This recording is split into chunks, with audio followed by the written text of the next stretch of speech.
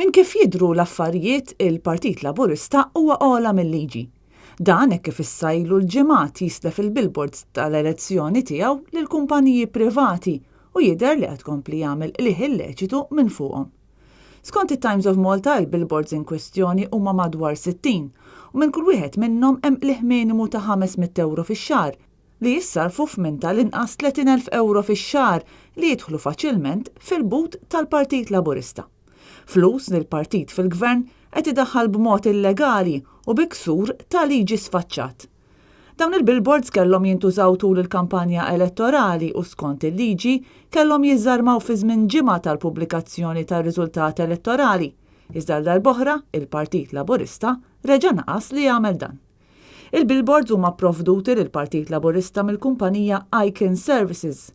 Wieħed mill-proprjetarji ta' din il-kumpanija, John De Bono, laqa ambaxxatura l-Azerbajġan fl-2014 filwaqt li x-shareholders l-oħra għandhom rabtiet mill-qrib mal-Labour u ċevew qatt ta' direct orders mill-gvern preżenti.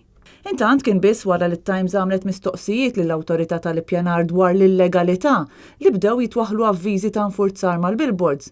Donnu l-awtorità kienet għadha m'għandunatx li xahar wara l-elezzjoni dawn il-billboards għadhom ma tneħħewx. Iżda l-awtorità mhux dejjem tkun daqstant kajmana fl-azzjoni tagħha għax f'każijiet oħra billboards illegali tneħħew f'anqas minn 24 siegħa. Sa dan it-tant f'reazzjoni l-Partit Laburista qal li mhux qed jagħmel liħ minn dawn il-billboards.